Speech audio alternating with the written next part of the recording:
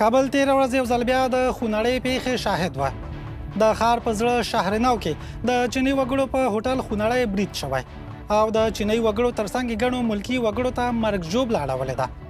داعش چې د دې برید مسؤلیت یې منلی ویلي د ایغوریانو ځپلو په غبرګون کې دغه برید کړی دی. د چین بهرنیو چارو وزارت بیا له طالبانو غوښتي چې د دې برید په اړه دې څېړنه وکړي او د چیني وګړو امنیت دې خوندي کړي. دا حمله په داسې حال کې شوې چې طالبانو تل ویلي چې داعش ډله یې ځپلې ده، خو داعش ولې په چینایي وګړو بریدونه کوي؟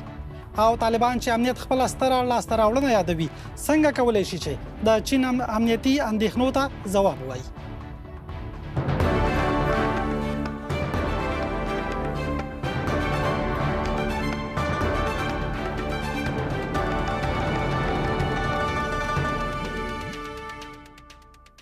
سلامونه، وخت مو په خیر. زه روح الامین یازا یم. کابل کې د تېرې ورځې برید په کوردنن او بهر غبرګونونه هم درلودل. مخکې له دې چې په دغو غبرګونونو او نورو موضوعاتو له خپلو مېلمنو سره بحث پیل کړم، لومړی په همدې اړه چمتو شوی راپور خپرو. له یوه اوږده امن او سولې وروسته کابل بیا پر چینایانو د برید کوربه شو.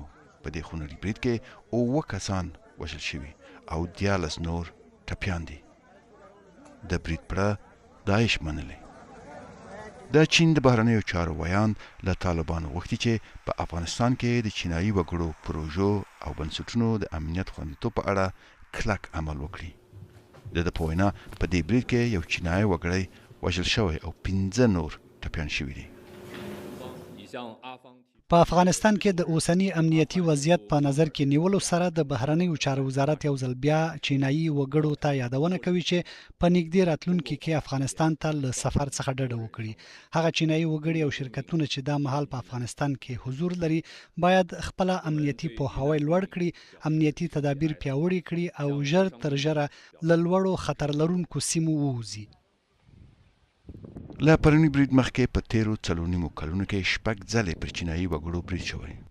ډیری د افغانستان او تاجکستان پولې ته نږدې شوي.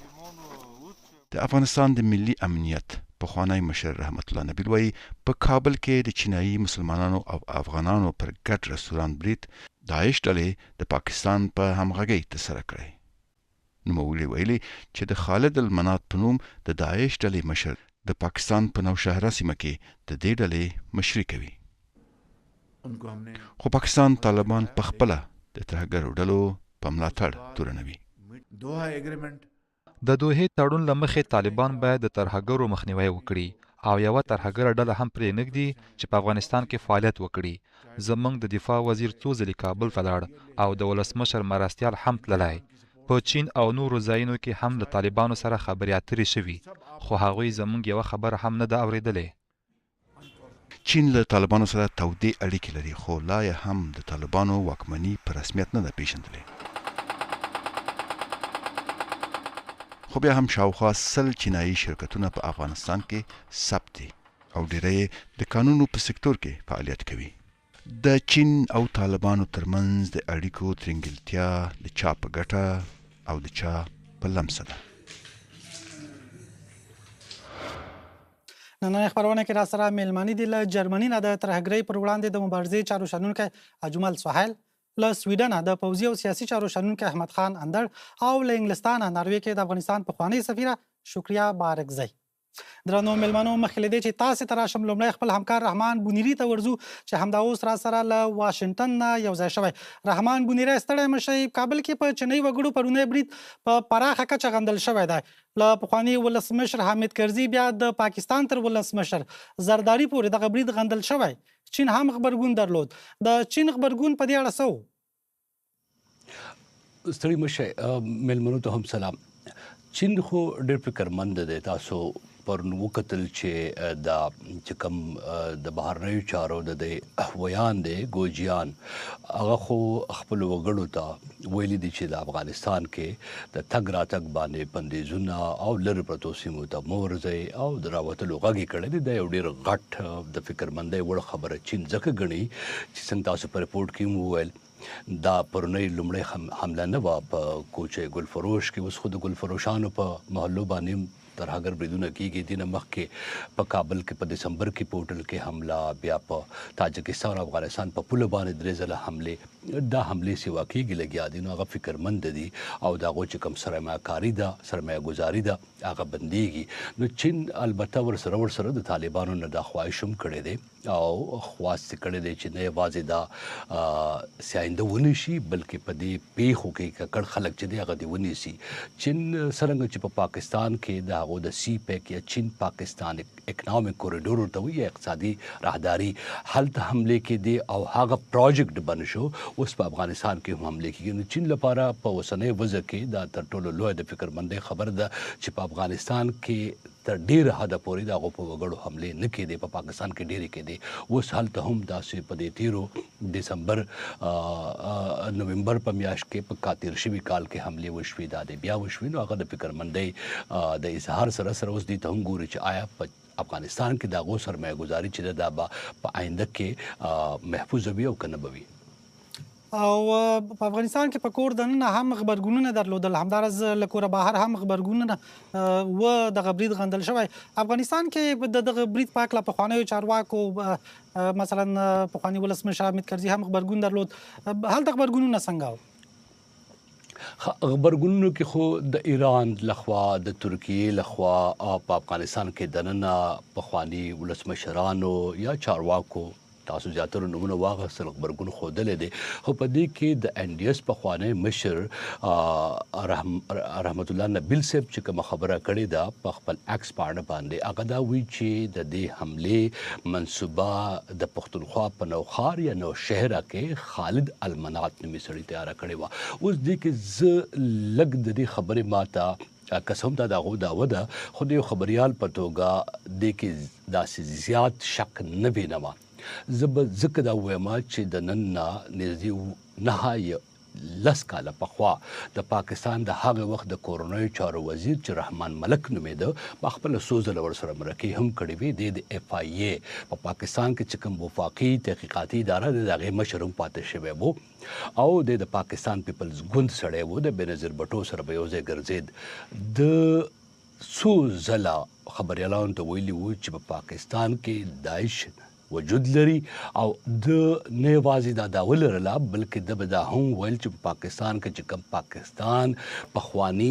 استخباراتو ټي ټي پي ډلې جوړې کړې دي او په خپلو کې د یو بل سره مخالف شوي دي د هغې نه داعش ته خلک راغلی دی د به انتر دی د کورمې یا د بلوچستان کې کم چې په وروستیو کې د طالبانو ویل ذبیح الله مجاهد هم یاده کړې وه په خپلو خبرو کې د دې نه علاوه د به ویل چې د پنجاب په ګوجراواله کې داعش نه یوازې دا موجود دی بلکې په دیوالونو باندې کم چې په پاکستان کې وال چاکینګ وي هم کوي نو د رحمت الله نبیل صاحب دا خبره چې پرون هغه کړې ده چې دې برید تیاری په پاکستان کې شوې ده که څه هم د پاکستان ولسمشر آصف علي زرداري کوم چې د رحمان ملک د یو ګوند خلک دی د دې غندنه کړې ده او فکرمندۍ اظهار یې کړی دی خو رحمت الله نبیل دا د غندنې سره سره دا خبره داسې معلومیږي لکه څنګه چې د طالبانو بیان اکثره وایي چې په پاکستان کې اوس داعش دی او داعش د نړۍ لپاره تھریټ دی هم دغه شان خبره نیازی صاحب د رحمان ملک یو ورځې نړیوالې ټولنې ته یعنی ګلوبل کمیونټي ته او ملګرو ملتونو ته اپیل کړی و د پاکستان د کورنیو چارو د وزیر په توګه باندې چې تاسو مهرباني وکړئ په دې سیمه کې داعش ورځ تر بله سیوا کیږي او دا نه یوازې دا چې د سیمې لپاره خطر دی بلکې د نړۍ لپاره هم یو ګواښ دی نو د پاکستان د چارواکو نه علاوه په نړیوال ډګر باندې هم په دې پیښه د لوی فکرمندۍ اظهار شوی دی ډیره مننه د افغانستان انټرنیشنل خبریال رحمان بونیری میلمنو بیا هم تاسو ته ښه راغلاست میرمن بارکزی پیل کې برای شو تاسو ته د چین په ګټو باندې په افغانستان کې حمله شوې دا حمله چین ته یا په ټوله کې چینایانو ته څه پیغام ورکوي سلامونه او نیکې هیلې تاسو قدرمن میلمنو او محترم کتونکو اوریدونکو ته زه فکر کوم دغه حمله چې وشوله دا دومره ساده او اسانه خبره نه ده چې زه فکر وکړم چې دا د طالبانو او د داعش په منځ کې کوم چې پاکستان ورته بیا بل افغانستان لپاره جوړ کړي د هغې په خاطر باندې ده چینایانو په سر باندې حمله لکه څنګه چې بونیری صاحب ویلې پاکستان نه شروع سیپاک نه مخکې او سیپاک نه وروسته او مخصوصا په تیر 5 کلونو کې زښته ډیره شوې وه. اوس په افغانستان کې هم دا خبره دا سلسله مخته ځي. تاسو ته بهتره معلومه ده چې د چین رابطه د غربي هیوادونو سره مخصوصا امریکې سره ډیر ښه نه دی.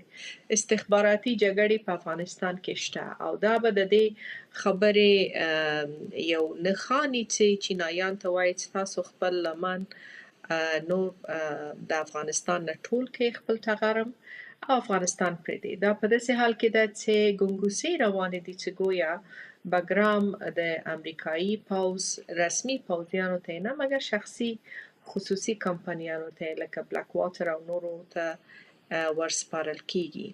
دا په داسې حال کې ده چې نن سبا نړۍ هم حتی غربي بلاکونه هم خپل مابینځ کې قرار دی چې په دوه مختلفو حصو باندې یا شخړه ولري یا خبرې اترې ولري. نو وګورو چې ډیپلوماسۍ مخته ځي او یا هم زورواکۍ د ګرینلند پر سر باندې. دا خبره هغه وخت رامحل کیږي چې ایران تر یعنی برید لاندې ویل کیږي. ایران کې دننه ډیر د خلکو لخوا څخه اختشاش شته. پاکستان کې بد امني ډیره ده. روسیه هم ځان آرامه نه ګڼي. البته چین لپاره تایوان تر ټولو مهم دی او امریکا او چین که چیرته وغواړي خپل زور او قوت وازمایي نو تایوان بهترین دی.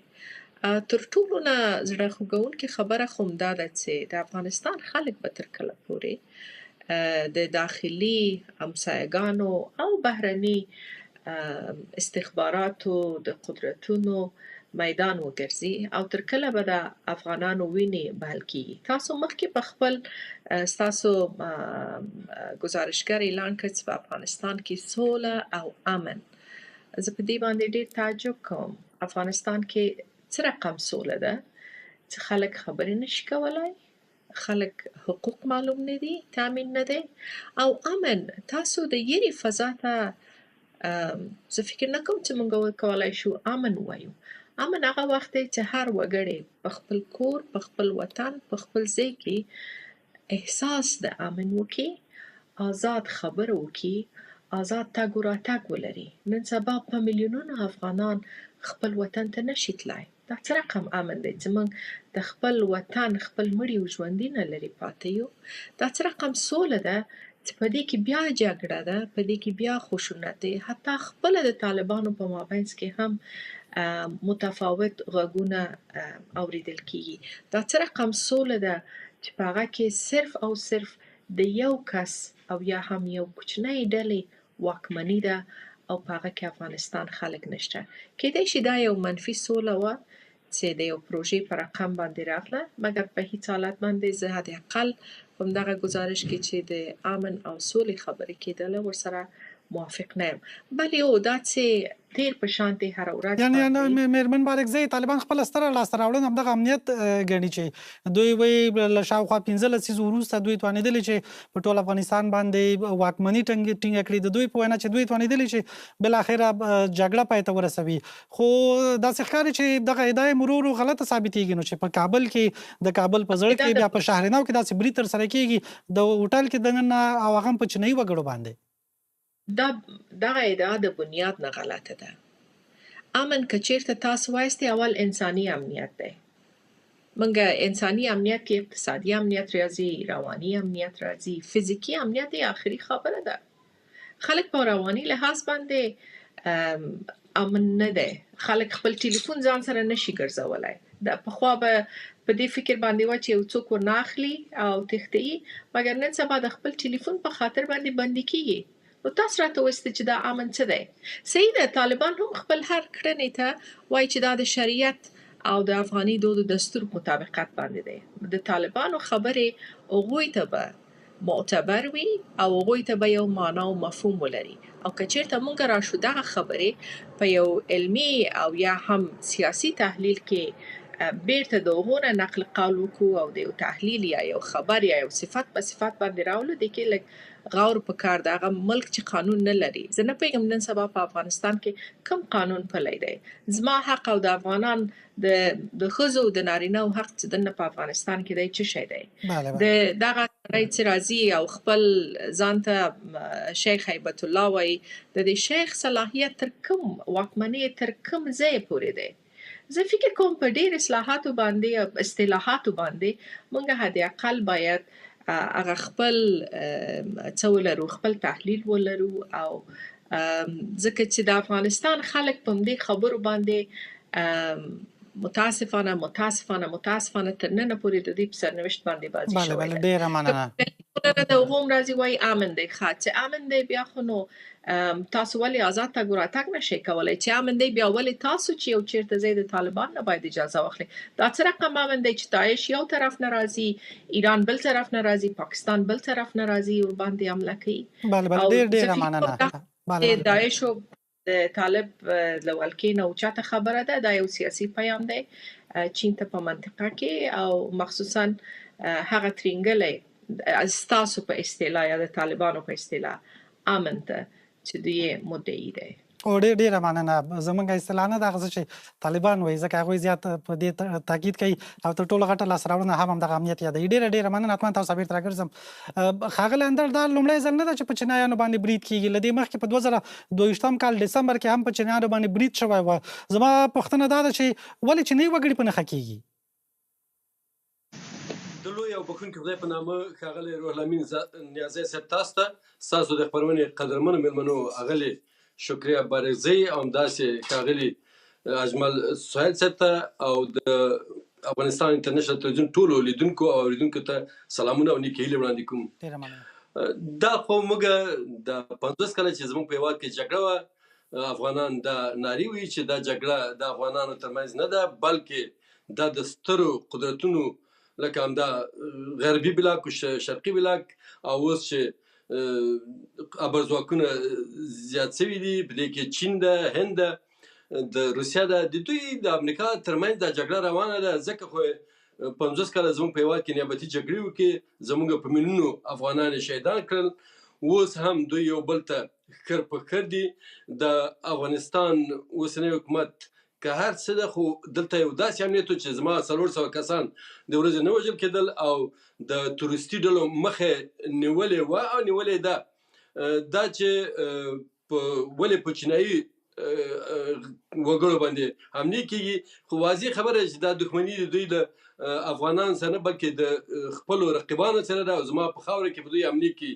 په داسې حال کې دوی کولی شي له نورو زاویو نه هم یو له بله سره زور ازمایي وکړي، خو هم غواړي چې دلته د پاکستان ته هغه برات ورکړي. لکه ښاغلي بونیري صاحب چې ویلې پخوا به د حملې په پاکستان کې دی، اوس یې تاجکستان او افغانستان ته راوړي دي. هماغه چا راوړي ښاغلی اندړ؟ څوک دي دا؟ راځئ که داسې مشخص او واضح خبرې وکړو. څوک دي؟ چا راوړي دا هر څه؟ چا دغه پروژې راوړي چې تاسو یادونه وکړئ؟ بله اصلا خو زموږ په هېواد کې دا څو کله حتی حکومتونه پروژې وو. پروژې خو تاسو وینئ چې له بده مرغه زموږ په څنګ کې دغسې یو ظالم خاین ګاونډی د پاکستان په نامه ده چې اصلا هلته د تورستانو ځالې دي او هغه د ډېرو لویو استخباراتو لکه د انګریزانو، امریکا، د سعودي عربستان له خوا نه هلته تمویل کېږي او حتی ویل کېږي وروسته د سوریې او د عراق د جګړې څخه په تیارو کې خلک راوستي دي پاکستان ته او هڅه کوي چې مرکزي اسیا ته یې ورسوي. په مرکزي اسیا کې هم داسې ګورو یا داسې ډلې شته چې هغه له داعشو له نورو اسلامي تنظیمونو سره اړیکې لري، خو دوی کوشش کوي چې هغه تر پوښښ لاندې وساتي. روسیه ورته متوجه ده او چین متوجه ده. اصلا دا جګړه د روسیې او د چین او د ایران په مقابل کې د امریکا ده چې یو ښه ستراتیژیک ملګری خپل غلام ګوډاګی پاکستان بلل کړی. ښاغلی اندړ، که ستاسو دغه خبره ومنو چې مثلا دغه لوبه د چین، د روسیې او د ایران نن ولې افغانستان کې دغه لوبه روانه ده؟ ولې په افغانستان کې به دا هر څه کېږي؟ افغانستان کې ښه خلک پیدا کړي دي چې د خپل وطن او ملي هغه ارزښتونو ته دومره احترام نه کوي لکه د اسلام د دین لپاره چې د پاکستان خوا ورته جوړ شوی حقیقي اسلام هم نه په هغه باندې سر ورکوي. او بل تاسو وګورئ چې نیازی صاحب دا 50 کاله زما ولس دومره وږی تږی ساتلی ده، زه باور لرم چې که دغه معاصري او دغه فقري ډېر خلک به د داعش نوکري او سربازي وکړي، هغوی به سربازګري وکړي، ولس یې همدغسې ساتلی ده. وګورئ زموږ په هېواد کې حتی مدرسې نه وي، ښوونځي خلاصه کوي. د اسلام د دین په مناسباتو په مناسکاتو باندې زما ځوانان نه پوهېدل، او هر قوي حکومت لکه غربیانو شرقیانو چې د دغه ګوډاګیانو لخوا به یې پیسې ورکړې، ډلې به جوړوي، خپل وطن یې پلونه، ښوونځي، مدرسې، روغتونونه، تعمیرونه یې ورانول، خپل دفاتر یې سوځول. دا څه دي چې دوی استفاده کوي، مخشویي کوي، دوی ډېرې پیسې په کار اچوي، دوی ډېرې ترقي لري. خو د اوس لپاره دا خبره هم ښاغلی اندړ، نو دا مخشویي یوازې ولې افغانان همیشه غولول کېږي؟ ولې له افغانانو ولې همیشه استفاده کېږي؟ خو نور دنیا کې نور هېوادونه هم شته، خپل همدغه چین ولې نه استفاده کېږي؟ چینایي اتباع ولې نه استفاده کېږي؟ تاجکستان، ازبکستان، حتی د پاکستان یادونه کولی شو، د هند یادونه کولی شو. نو ولې همیشه زموږ ماغزه پاک شي او موږ باندې د هر څه پچکاري شي، څه چې دوی غواړي هماغه موږ یې وکړو؟ ګورئ زموږ په څنګ کې ډېر خراب ګاونډیان دي چې د اکثرو زموږ د هېواد په ورانولو کې، او همدغه تاسو چې ویلې زموږ د خلکو په غولولو کې دوی ډېر مهارت لري. د غازي امان الله خان له وخته چې دا پروژه شروع ده، تاسو ویلي چې څنګه غازي امان الله خان بدنامه کړي، کفر ټاپی په ویله. وروسته د خلق دیموکراتیک ګوند مشران همدا خپلو شرقیانو غربیانو یو له بله وجنګول او د هغوی برنامې پرې نه ښودلې. بیا وروسته ډاکټر نجیب الله چې څومره هڅې وکړې، روغه جوړه پرې نه ښودل چې افغانان په خپل منځ سره جوړ شي. د مکې معظمې پیشنهاد یې وکړ، هغو ته دغه پاکستان ظالم حکومت ته پرېښودل. وروسته تاسو ولیدل چې ښاغلي کرزي صاحب او ښاغلي اشرف غني صاحب څومره هلې ځلې وکړې چې دلته یو افغاني هوډي، افغاني حکومتونه او افغانان سره ټول سي سوله وکړي. خو همدې شرقیانو غربیان نه پرېښودل. امریکا څنګه وتښتېدله؟ د طالبان نه ماته هم کړله، خو ورسره جوړ هم سول، مذاکرات یې هم وکړل، د جمهوریت پروا هم نه کوله، او زموږ په میلیونونه خلک یې نور مهاجر کړل. دا د دې پروا نه لري. قسم په خدای ما څو ځلې ستاسو تلونکي ویلي دي که دوی د موږ د خویندو، د لورانو، د ښځو د حقوقو په هکله هېڅ فکر لري. آیا روسیې چې په رسمیت وپېژني افغانستان اسلامي امارت، دوی نه پوهېږي چې دلته څه موضوعان رواني؟ امریکا هم جوړ راسي ورسره پېژني، او دا نور هېوادونه هم. نو ځکه ویلی سم چې یوه خبره باید ومنو چې اغلې شکریه بارکزی هم خپله ارزونه پکې وکړه، او دا بل ملګری هم شاید په دې هکله وغږېږي. خو زموږ افغانانو لپاره د اوس لپاره اجنبیان نشته، او دغه راغلی امنیت چې فزیکي هم ده، موږ پوهېږو چې ستونزې شته. دا هم ښه وو، انفجارات خو نه وو، خو دغه انفجارات چې کله شروع کېږي د افغانانو لپاره دا ډېر ستونزمنه خبره ده. او موږ باید ټول د جګړې او د دغه انفجار او تروریستي ډلو پر ضد واوسېږو. ډېر زیاته مننه ښاغلی سهیل. ولې پوښتنه دا ده چې ولې چیني اتباع مثلا له 2018 نه تر 2024 کال پورې په پاکستان کې 14 بېلابېل بریدونه په چینیانو باندې شوي. له هغې وروسته په دغه وروستیو کې تېر 2015 کال په نومبر کې په تاجکستان کې په چین باندې یا په چیني اتباعو باندې برید وشو. 2 حملې په نومبر کې وشوې، تاسو ته به زیات معلومات وي.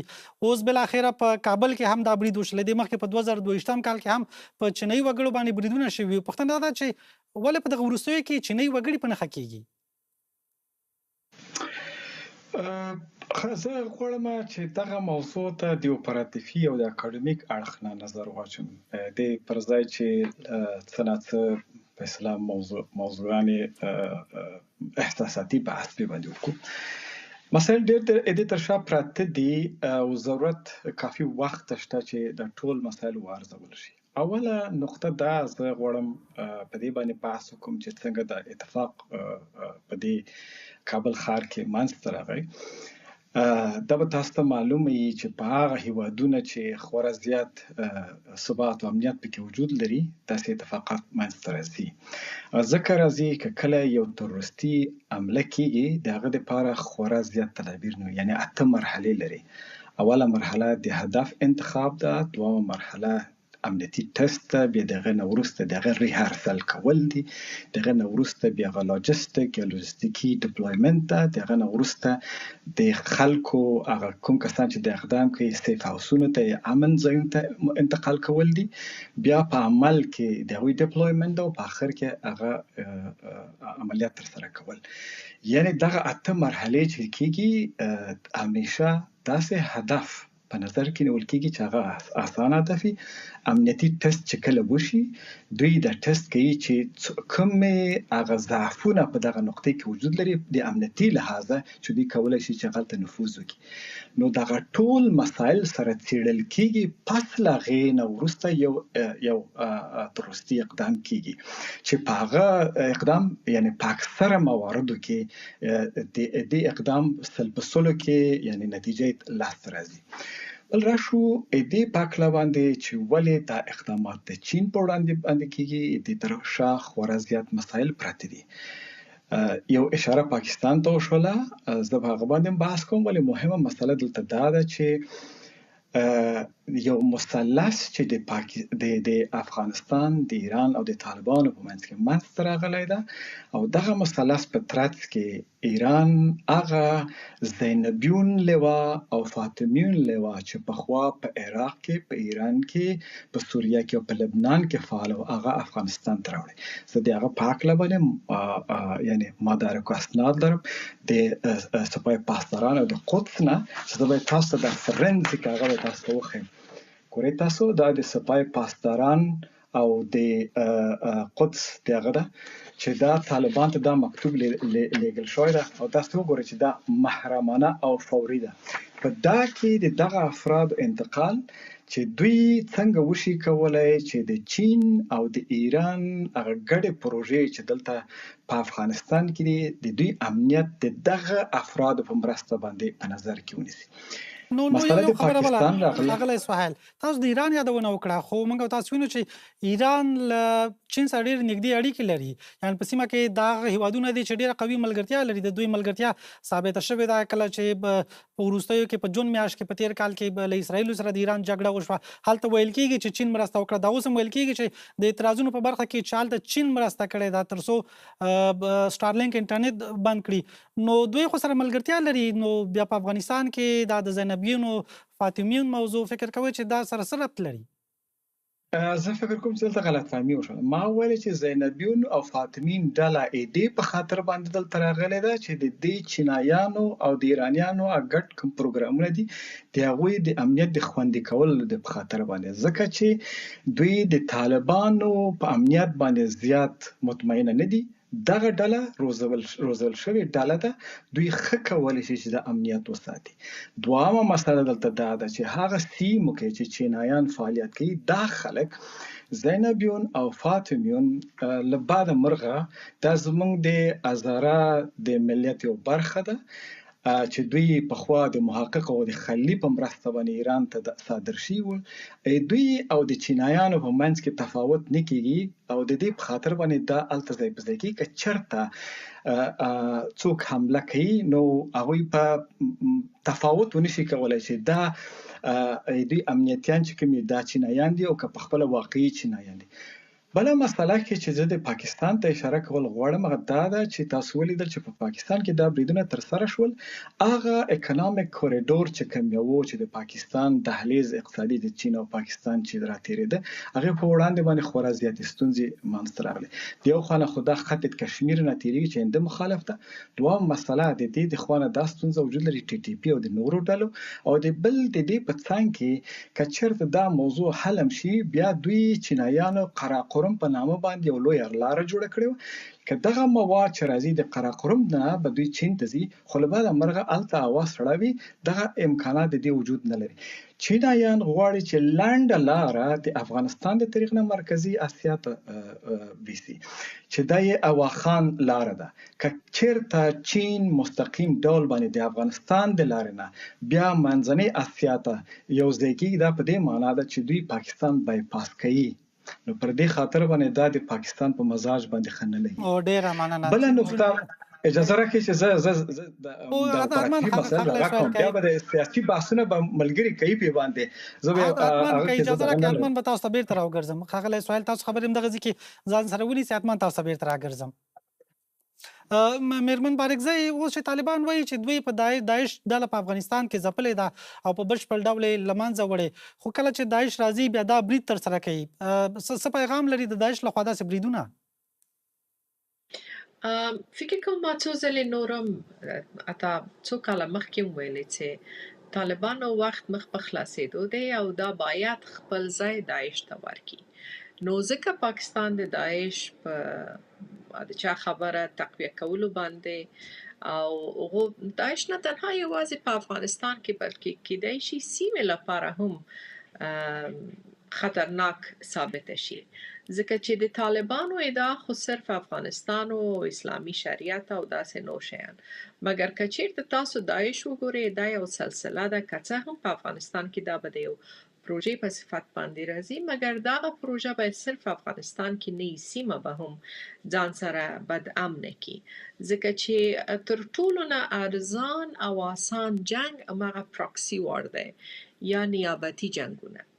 او دغه رقم نیابتي جنگونو جګړو کې چې افغانستان متاسفانه تیر 50 کلونو کې تاریخ کې معاصر تاریخ کې په همدغه باندې مشهور هم شو او د جګړې میدان او ډګر هم وګرځېده. نو زه فکر کوم که چیرته بیرته دغه سلسله چې تر اوسه پورې هم ختم شوې نه ده د داعش په وسیله باندې دغه نور سیمې ته وغځېږي، مرکزي آسیا ته لاړ شي، چین ته، ایران ته، ځکه چې تاسو ته بهتره معلومه ده چې ایران هم د داعش سره ښه اړیکې نه لري.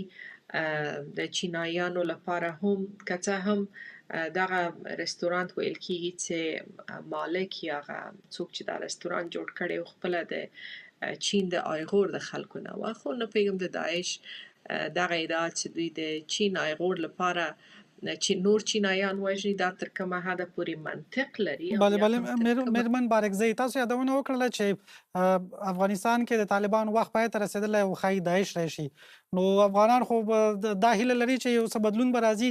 تاسې اندړ صاحب، سهیل صاحب غوندې به ځئ بیرته افغانستان ته، خو تاسو داسې یو خبره وکړه چې زما په شمول شاید ډېری افغانان ورسره په اندېښنه کې شي چې اصلا څه روان دي. خو پوښتنه دا ده چې آیا چین اجازه ورکوي دې حالت ته؟ آیا ایران اجازه ورکوي؟ آیا روسیه اجازه ورکوي چې داعش پراخ شي او سیمې هیوادونو ته اندېښنې زیاتې کړي یا امنیتي تهدیدات ورته زیات کړي؟ پراکسي وار کې چا له چا نه اجازه اخیستی، هر یو خپل قدرت خپل قوت ښیي او کوم څه چې ولې ما لپاره هم ډېر د حادثه خبره د خوشحالۍ خبره نه ده، دا یو زیری نه دی افغانستان لپاره. دا ځکه وایم چې افغانان پرې پوه شي، مخصوصا هغه افغانان چې فکر کوي طالبان نه کرکه لري او د داعش سره حد اقل ځینې مشترک فکر، نظر او یا هم ځینې نور مشترکات لري.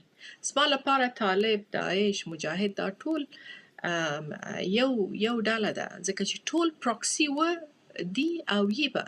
نو ځکه د پراکسي وار لپاره چې ما تاسو ته ویلې هغه تاسو په سیمه کې هر یو خپل قدرت ښیي، نه په خپل ملک کې ښیي، نه خپل عسکرو سره یې ښیي، نه خپل خاوره کې، نه خپل ملي ګټې په خطر کې اچوي. غواړي چې بل چیرته یو بل میدان انتخاب کړي. افغانستان همیشه هغه دریم میدان و چې دوه نور قدرتونه راتلل والته خپل جګړې مخ ته وړلې. خو یو پوښتنه بل هم ده میرمن بارکزی چې مثلا داعش خو په عراق کې وځپل شول، په سوریه کې هم وځپل شول، نو په افغانستان کې ورته زمینه برابره ده. فکر کوئ چې دغه وړتیا لري کولی شي چې افغانستان په شمول دغه ټولې سیمې ته نامني پراخه کړي او خپل د فعالیت ساحه پراخه کړي؟ دغه زمینه ورته برابره ده؟ زه نه پوهېږم چې دا ځپل په څه معنا باندې وه او ده. آیا داعش له منځه تللی؟ نه، داعش نن هم په سوریه کې فعال دی. حتی تاسو به خبرونه به مو اورېدلي چې یو څه شل فکر کوم داعشیان د زندان نه وتښتېدل. خپله نننی مشر د سوریه څوک دی؟ یو پخوانی داعشي نه دی. زه فکر نه کوم چې داعش به له منځه تللي. صحیح ده چې د داعش داعیه افغانستان او افغانستان لپاره نه وه، که نه دا نوم نه چې تاسو وګورئ هغه دولت اسلامي شام و څه لپاره و چې افغانستان پکې بیخي راځي نه، مګر متاسفانه دې خواته چې تاسو ګورئ چې دغه رقم پروژې د داعش فلسفه د افغانستان کومې فلسفې سره برابر راځي. داعش څه ګټې په افغانستان کې لري؟ داعش وایي چې ولې داعش او امارات په مابینځ کې جنگ دی. داعش وایي چې په اسلام کې خلافت شته، امارات نشته. نو تاسو راشئ زموږ خلیفه ومنئ. طالب وایي چې نه، موږ یې مغه امارات منو او په مغه عقیده باندې روان یو. یو یې سلفي دی او بل یې هم ځان ته هغه ډېر توندلارې حنفي وایي. او پاتې شوله دا د نیابتي جنګونو خاصیت هم دغه دی. هر هغه مورد چې ډېر بازار لري تاسو هغې نه کار اخلئ. دین متاسفانه په افغانستان کې یو وسیله و او ده. فکر وکړئ یو مملکت چې 1500 کاله یا 1400 کاله مخکې مسلمانان شوي دي یا 1400 کاله مخکې، مګر نن هم بیا د اسلام په نامه باندې هم خلک وهل کېږي، هم وژل کېږي، هم کپل کېږي. یعنې چې نه ستاسو پلرونه مسلمانان او نه هم نیکونه او موږ راغلي تاسو ته اسلام درښیو. ځکه دا خو ارتباط نیسي چې زموږ جمعي شعور، زموږ فکر، زموږ احساسات، زموږ عقل و منطق و سواد تر کومه حده پورې دغه رقم مفکورې ردوي او یا یې تاییدوي. متاسفانه تایید ډېر دی ځکه چې په هر جنګ کې مخصوصا دغه نیابتي جنګو کې دا یوازې د یو دین په واسطه باندې په شعار باندې نه راځي. دوی سره پیسې شته، دوی سره امکانات شته، دوی سره بهرنی استخبارات شته، دوی سره وسلې شته او دا 3 عامل او 4 عامل سره یو ځای کېږي. بیا خو نو خامخا هغسې ملک کې چې اقتصادي ستونزې شته، قومي متاسفانه ژبني توکمي ستونزې د هرې ورځې په تېرېدو سره ورته لمن وهل کېږي، نو خامخا خلک یو ادرس پسې ګرځي.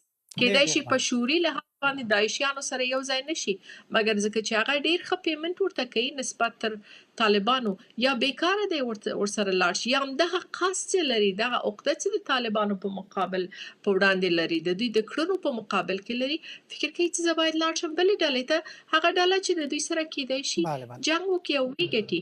او هېر هم نشي چې پاکستان لپاره دغه رقم پروژې جوړول هغه پروپوزلونه دي لکه چې نن سبا زموږ دا پروژې خلک جوړي، خپل نسل او خپل راتلونکي نسلو لپاره هم ګټي ټولوي. ډېره زیاته مننه. ښاغلی اندړ، دا د چین په ګټو باندې برید ده. مثلا لومړی برید نه ده په چینایي وګړو باندې، بار بار په افغانستان کې په سیمه کې بریدونه شوي، په تاجکستان کې د افغانستان په سرحدي سیمو کې، په پاکستان کې بریدونه شوي. اوس که احیانا داسې فرض کړو چې د چینایي ګټو په وړاندې یا په افغانستان کې د چین په پروژو باندې بریدونه کېږي، په چینایي اتباعو باندې بریدونه کېږي، څه تاثیر به ولري د چین او د طالبانو په اړیکو؟ مننه کوم ښاغلی نیازی صاحب، که اجازه راکړئ زه هم د قدرمنې شکریه بارکزۍ خبرو یو څه وبېرولم، خو دا باید لږ واضح شي. د دوی لیدلوری واقعا چې زه نه ردوم، ځکه پاکستان او ځینې قوي کړۍ همداسې غواړي چې د طالبانو جایګزین باید د داعش وي یا په افغانستان کې یو بل ناتار هم راولي. خو له یاده باید ونه باسو چې په افغانستان کې طالبان حاکم دي او ډیر قوي دي. د افغانستان لویشت خاوره دوی د کنټرول لاندې ده. امنیتي ځواکونو ډیر زیات کار کړی ده او د داعش او نورو تروریستي ډلو ډېرې ډلې دي چې موږ یو د داعش نوم اورو، دوی په ځپلو کې ډېر بریالي دي او مخه نیولې ده. هماغه ده چې پاکستان هلې ځلې کوي او کوشش کوي چې له هرې خوا نه تورونه ولګي. د طالبانو بدیل هم نشته، نه نړۍ اوس پیدا کولی شي، خو موږ پوهېږو چې ستونزې شته. دا ستونزې که چېرې د افغاني ښاغلی اندړ، میرمن بارکزۍ وایي چې د طالبانو وخت پوره شوی، طالبان تلونکي دي. دا د دوی نظر ده، موږ ولیدل دوی حق وایي، ځکه چې په دا 50 کلو کې چې موږ دوی تر مخ تېر شوي دي، د یو حکومت وخت پوره کېږي، بیا زما ولسمشر یا وژل کېږي یا اعدامېږي یا تښتي یا تبعید کېږي، همداسې له چپړاسي تاسو موافق یاست ښاغلی اندړ؟ موږ دا لیدلي دي. تاسو منئ چې د طالبانو وخت پای ته رسېدلی؟ دا ځل زه باور لرم چې طالبانو له پخواني خپل امر ته تجربه اخیستې ده. تاسو وینئ چې خپل امریکا هم د پردې تر شا استخباراتي اړیکې سره لري، روسیې په رسمیت پېژندلي، او چین چې 100 داسې وګړي 1000 داسې وګړي ووژل شي، چین د خپلو اقتصادي ګټو لپاره د افغانستان نه لاس نه اخلي، اړیکې ورسره ښې دي، سفیر یې منلی ده.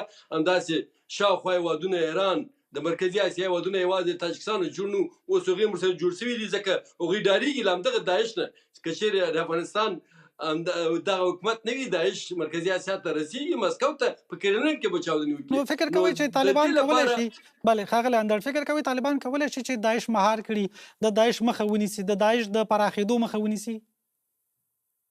که چېرې مهار کړي نه وای زه یو امنیتي افسر یم زموږ په وخت کې یوازې پاخه سړکونه زموږ په لاس کې یو ولسوالیو د ولایتو د قومندانیو تامینونه زموږ په لاس کې او د جمهوریت تېر جمهوریت کې هم له بده مرغه همداسې یو د 58 هېوادو په شتون کې خو طالبان له کلو نه راشروع کړی ده له کلو له بانډو نه له ټولو هغه سرحدونو د رنګ کرښې سره خو کال ته وکتل شي ښاغلی اندړ کال ته وکتل شي تر 2009 کال پورې خیر و خیریت وه کلی کور هر چې ته امن او امنیت هېڅ مشکل نه و خو له 2010 وروسته ورور یا له 2009 نه وروسته بیا نو ورځ تر بلې حالات خراب شول ترینګلې شول تر دې چې بالاخره حکومت سقوط شو یعنې شاوخوا 9 کاله خیر و خیریت امن او امنیت وه.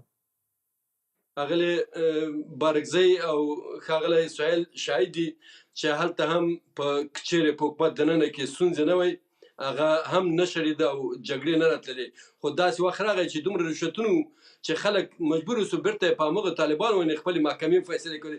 زما په یاد دي زموږ په کلیو بانډو کې دا کار جریان درلود جمهوریت حاکم او فیصلې طالبانو کولې د داخلي ستونزو له کبله خو اوس دوی داخلي ستونزې ډېرې نه لري. زه تاسو وایم چې د نړۍ سره اړیکې ورځ تر بلې ډېرېږي 40 هېوادو سره دوی اړیکې دي او دوی هم ژمن دي ورته هغوی هم ژمن دي همدا اوس شاوخوا کې د امریکا هغه عارفان دلته پراته دي چې د طالب سره هر راز مرسته کولی شي حتی وسیع ورکولی شي. هند په نړۍ کې اوس یو قوي د اقتصاد لرونکی هېواد ده د طالبانو سره لاس یو کړی ملاتړ یې کوي ولې سترګې پټې کړو موږ منو چې دغه ستونزې موږ په سترګو لیدلې دي یو حکومت هم راپرځول شوی بل هم راپرځول شوی له همدغه پروژو همدغه د استخباراتو په زور چې موږ ته نوې ډلې جوړې کړي دي زموږ ډېر قوي حکومتونه یې راپرځولي دي موږ له دې ډارېږو خو دا ځل وینو چې لوبه بل قسم روانه ده. زه فکر کومه یو خبره بل هم ده ښاغلی اندړ دا د نړۍ په ملګرتیا هم ډېر باور نه ده په کار مثلا موږ ولیدل په سوریه کې همدغه ایران هلته وه همدغه روسیه وه اوس هم شتون لري اډه شته خو څه وشول په رڼا ورځ باندې ولسمشر لاړه لرې نه ده په دغه روسیې کې وینزویلا ښه بیلګه ده چې د روسیې نږدې اړیکې لري قوي ملګرتیا ورسره لري چین ورسره قوي ملګرتیا لري حزب الله هلته شتون لري د ایران ورسره ملګرتیا خو څه وشو هلته یعنې باور کیدای شي په دغه وخت کې په ملګرتیا باندې زه فکر کوم هغه ملګرتیا او فورمولې دوی سر ته رسولی ده دا چې طالبان وجنګېدل او بیا څنګه واک ته ورسېدل زه فکر کوم همدغه د نړۍ غوښتنه کنی په ملګرو ملتونو کې همدا د یا په دوحه کې چې د امریکا او د طالبانو مذاکرات ترسره کېدل تړونونه کېدل هلته د ملګرو ملتونو استازي همداسې د روسیې د چین د فرانسې حتی د پاکستان استازي دوی امضا کړې ده نو دا ټوله په ګډه سره دا هوډ کړی ده چې دلته باید دغه راز حکومت بله ډېره زیاته مننه ښاغلی اندړ او بخښنه غواړم د تاسو د چینایانو پوښتنه پاسوله حتمن بیرته به راشو ښاغلی اندړ که اجازه راکړئ ښاغلي سهیل ته به وخت ورکړو ښاغلی سهیل تاسو کولی شئ خپلو خبرو ته دوام ورکوئ خو هغې نه مخکې زه غواړم یو بله پوښتنه مطرح کړم چې د داعش د تهدیدونو یادونه وکړه ستاسو معلومات څه دي چون تاسو په همدې برخه کې څېړنه کوئ داعش څومره د افغانستان لپاره جدي خطر دی څومره د سیمې د هېوادونو لپاره خطر کیدای شي؟ زه به لومړی ستاسو دې پوښتنې ته راشم بیا به خپل بحث ادامه ورکړم راشو د دې په هکله چې زموږ ځینې کارپوهان سره دا تحلیل ده چې کنې داعش غواړي چې داسې یو خلافت جوړ کړي چې هغلته دوی خپله خاصه ټریټوري ولري دوی دا تجربه وکړله دوی په عراق او په سوریه کې تاسو ولیدل چې څومره د مات سره مخامخ شو د شتون سره مخامخ شو او د بل خوا نه زه یو نقطې بل ته اشاره کوم چې داعش د دوی هغه پخوانی نوم ده چې اسلامي دولت د شام او د عراق دپاره چې خلاصه یې دا ده او بیا دغه نه وروسته د یو بل نوم په نامه د دولت اسلامي فور لوینت چې تقریبا د مدیترانه او د تر اسرائیل تر دې برخه اخته بیا په دې وروستۍ کې مخکې دی نه چې په کامل ډول باندې دوی هغه فیصله لمنه په عراق کې ټوله شي دوی ته په نامه د IS چې اسلامیک سټیټ چې اسلامي دولت دا یې ځان ته غوره کړ یعنې د ټول نړۍ په خاطر باندې بیا دغه کوم بیا د هر نړۍ دپاره د برخې دپاره دوی یو خاص ولایتونه وټاکل د هر ولایت یو خاص نوم ورکړ هغه چې دغه زموږ په سیمه کې فعالیت کوي د خراسان څانګه وایي یا د خراسان ولایت ورته وایي نو اساسي مسله دلته دا ده چې داعش کلم نه غواړي یا خراسان څنګه هیڅ کلم نه غواړي چې مشخصه جغرافیه تخپل ولکې لاندې راوړي چې په اسانه سره په برید لاندې راشي، بلکې د داعش او د القاعده تقریبا دواړه اپراتیفي یا ماډس اپرانډای دا ده چې دوی به مشخصه جغرافیه نه لري. تاسو القاعده وګورئ د کلونو را په دې خواته د فعالیت یو تاسو د یو هیواد مشخص پیدا نه کړي چې الته د دوی بیرغ ولاړ وي او د دوی کامل تر کنټرول لاندې یا دوی په خپل دولت جوړ کړي. دوی همیشه هڅه دا کوي چې د لوجستیک او د ایډیولوژیکل یو هب په نامه باندې خپل حضور پیدا کړي.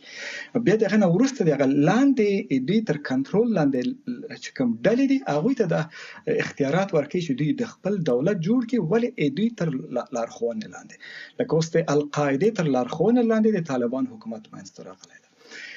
بله مسله چې اوس بیا د هغه ته راشم د بحث ته چې ادامه ورکوم هغه دا ده چې ما مخکې وویل چې دې تر شا غټ مسایل پراته دي، دا دي چې د جیوپولیټیک لحاظه باندې که چیرته د چینایانو پروژې په افغانستان کې پلي کېږي ترسره کېږي او یا دوی اړیکې د واخان د لارې نه منځنۍ اسیا ته ځي، بیا د منځنۍ اسیا نه همدغسې غځول کېږي بیا اروپا خواته ځي او افریقا خواته ځي. دا په دې معنا ده چې د چین هغه ضرورتونه چې په کوم د نفت او ګازو او د خام موادو د لارې نه هغه د دغه سیمې نه پوره کېږي. په اوس وخت کې چین چې د کوم ګاز او نفت چې د منځني ختیځ هیوادونو مخصوصا د ګلف څانګې نه چې هغه کې قطر راځي، بحرین راځي، سعودي راځي، همدارنګه امارات متحده راځي چې دوی د هغه ځای نه تیل راوړي، نو که چیرته دا کوریډور خلاصیږي او د ترکمنستان او د نور منځني اسیا هیوادونو تیل راوړي، دا په دې معنا ده چې د چین نور هغه کوم مجبوریت چې د منځني ختیځ هیوادونو ته هغه د لاسه ځي. د منځني ختیځ هیوادونه چې اکثرا د تیل او د نفت د لارې نه د خپل چین څه کوي؟ چین غلی پاتې کېږي، د چین غبرګون به څه وي؟ د هر څه چین په خپلو سترګو ویني، بالاخره چین څه کوي؟ څه کولی شي؟ ګورې زه دا د شطرنج د لوبې په هغه باندې دانه په دانه زه تاسو ته غواړم تشریح کړم. هغوی ځکه دا اقتصاد چې کوم یو ده پر د نفتو او د ګازو باندې ولاړ ده، چې کله دوی نفت او ګاز څوک وانخلي دا په دې معنا ده چې دوی هیڅ هم نه لري. د سعودیان او د عربان چې دومره غښتلي دي خو د نفت او ګازو ته امریکا هم ځکه ترې نه اخلي، د دې نه وروسته چې هغه په خپل هیواد کې د امکانات لري. د وینزویلا مسله دلته منځته راغله، نو پاتې شو دوی یوازینی بازار یا هند یا دې په څنګ کې چین ده.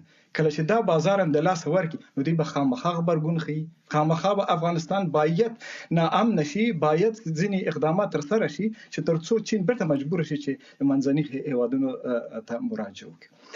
بله مسله دلته په دې کې راغله چې دلته د قدرت مسله ده، د حاکمیت مسله ده، د طالبانو حاکمیت تر پوښتنې لاندې راځي. تاسو حتی د رسنۍ په ډول معلومات بنئ په دې وروستۍ کې څو قتلونه ترسره شوي دي.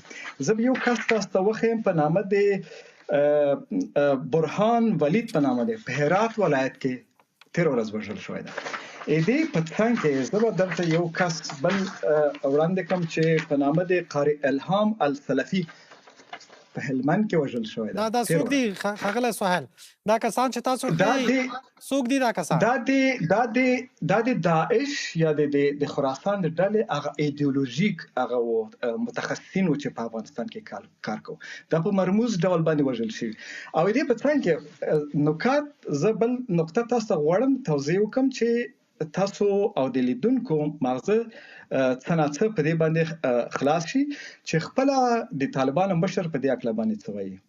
دا څه ډول لازم نه کیږي چې د افغانستان په سطح مجاهدین یا د ټول دنیا په سطح مجاهدین ټول دنیا تاسو کوی او چیرې چې علما دي او په دغه امید باندې چون غږ واضح نه ده ښاغلی سهیل، که تاسو یې وایئ چې څه یې ویلي دي لنډو کې چون غږ واضح نه راځي. زه به دا وایم چې دلته څو نکات دي. نکته اول دا ده چې تاسو د افغانستان مجاهدین یاستئ که د ټولو نړۍ؟ اصل ته دا راځي د داعش سره ټکر موضوع راځي. هغوی غواړي چې اسلامي دولت جوړ کړي د ټوله دنیا دپاره. دلته دی وایي د خپل مجاهد چې تاسو تنها د افغانستان مسله ستاسو دپاره نه، ټوله نړۍ. بیا ورسته په دې کلب کې بیا ورسته دا خبره کوي چې سلفي په نامه باندې د وهابي په نامه باندې د پنځپيري په نامه باندې ځنی ډلې شته دي چې هغه غواړي تاسو فکر خراب کړي اته دای وایي چې هیڅ تاسو یعنی محکمې ته هیڅ نوع حقوقي هغه ته ضرورت نشته چې تاسو د یو کس ګوري اقدام وکوي لمانځه به وړي نو په ټوله کې دا نتیجې ته درسي بله لاندو کې کا خبرم پای ته ورسوي چې وخت لګ لرو نور ملمنو ته باید وخت ورکو مهرباني نو کله چې دا مسائل څنګه په څنګه سره ګدو دا په دې معنی ده چې دغه کوم اقدام چې دلته شوی ده دې تر شا غټ مسائل پراته دي چې تازه یو وړه برخه ما دغه تاسو او ډېر مننه که وخت حتما تاسو بیرته راګرځو میرمن بارکزی اصلا چین په افغانستان کې ولې په دغه وروستیو کې زیات علاقمندي ښیي د چین شاوخوا سلانه شرکتونه دي یا پروژې البته په بخښنې سره شرکتونه په افغانستان کې فعالیت لري د دوی وګړي په افغانستان کې دي ولې د چین په دغه افغانستان کې سرمایه گذاري کوي یا په نورو برخو کې راکړه ورکړه کوي له طالبانو سره تګ راتګ کوي ولې دلچسپي زیاته شوې د چین خپل ګټو پسې ګرځي هر څوک چې طالبانو سره نن یا دنه په افغانستان کې غواړي پانګه اچونه وکړي خپل ګټو لپاره دا کار کوي سربیره پر دې چې د چین ګټې په افغانستان کې غواړي خوندي شي د جیوپولیټیکلی غواړي هم یعنی په سیاسي لحاظ باندې په ترانزیتي لحاظ باندې هم دی غواړي افغانستان نه تنها معدنونه یې ګټه واخلي بلکې هغه لاره چې افغانستان ورته برابر کوي د هغې نه استفاده وکړي خو هېرم نشي چین یوازې افغانستان لپاره نقشه نه ده جوړه کړې نیم افریقا چین سره ده نن سبا که تاسو ګوري آسیایي ملکونو چین سره شته دی متاسفانه چین یو ستر اقتصادي قدرت دی موږ غواړو او نه غواړو دا یو واقعیت دی مګر چین هم د چین اشغال هم متفاوت اشغال دی لکه د امریکای په رقم باندې چین خپل عسکرو سره نه درځي چین خپل اقتصاد پروژو سره راځي او متاسفانه زما یې رمدا ده چې سبا به چینایان تلي طالبان به تلي افغانستان به قرضدار پاتې شي ځکه کومې پروژې چې تاسو ویلې یا شرکتونه ویل هیڅ قرارداد تر ننه پورې په رسمي ډول باندې نه تایید شوی دی نه موږ پوهیږو چې کوم شرکت په افغانستان کې څومره پانګه اچونه کړې ده تر کوم حده پورې دی دا یو خواته پرېږدو غواړم یو څه ووایم دوستان ته لږ څه په یاد کړم هېرم نشي همدغه طالبان چې په تیر ځل واکمنۍ کې هم کوڅه په کوڅه باندې د دوی حاکمیت و د B-52 سره په یو هفته کې دننه افغانستان نه ورک شو همدارنګه د دې درمخه چې 300 زره ویل کېده افغانستان کې پوځي نظامیان شته چې زه ورته سخت احترام لرم د هغوی فکر هغه مخصوصا هغه رښتیني سربازان ته هغوی هم د یوې هفتې په راتلو سره متاسفانه له منځه لاړ د ډاکټر نجیب قوا هم چې مجاهدین راغی هغه هم د منځه لاړ حتی د شاهي نظام که چېرته تاسو وګورئ مخکې د جمهوریت کودتا پرې وشي هغوی هم ونه توانېده چې خپل نظام حفظ کی نو زه فکر کوم اوسنۍ طالبان به هم که چېرته خدای مکړه د داعش برنامه رامنځته شي ځکه چې هغه هم ډېر بېرحمه ده سربیره پر دې چې سهیل صاحب ویل چې هغوی کوم جغرافیه کوم حاکمیت دی سترګې نه دی غړولی یا سترګه پرې نه لري په هر حال داعش لپاره د قدرت او د خلافت موضوع ستره موضوع ده ځکه چې دوی همدې پروژې لپاره جوړ شوي دي نو که چېرته داعشیان هم وغواړي راشي داعش هم تاسو ته بهتره معلومه ده چې کافي اندازه پیسې لري ټریننګ لري تر دې حده پورې چې فکر وکړئ د اقل 2 ولایتونه او مرموز قتل چې سهیل صاحب ویلې یعنی د افغانستان خلکو په ذهنونو باندې کار کړی دی د مختلف سیاسي او غیر سیاسي ډلو ټپلو لخوا څخه په هر حال زه فکر کوم دغه په افغانستان کې دغه لړۍ د دغه پروژو او نیابتو جنګونه باید پای ته ورسیږي افغانستان نه د چین قرباني شي نه د هندوستان نه د پاکستان نه د امریکا نه د ناتو او نه هم د روسیه او ایران بله اوس اخیری پوښتنې په حیث فکر کوئ چې چین ته طالبان دا ډاډ ورکولی شي چې په راتلونکي کې به بریدونه نه ترسره کېږي او دوی به مخنیوی کوي ډېر لنډ که ځواب راکړئ متاسفانه دغه اطمینان به هیچا ورنکړي په ډیپلوماټیک لحاظ باندې خامخا دا ډېر ګیرنه ډېره زیاته مننه ډېره زیاته مننه له تاسو درې واړو درنو مېلمنو چې خپرونه کې ملا سره برخه واخیسته په دې سره زموږ نننۍ خپرونه هم پای ته رسیږي تر بیا ښه وخت الله مو مل شه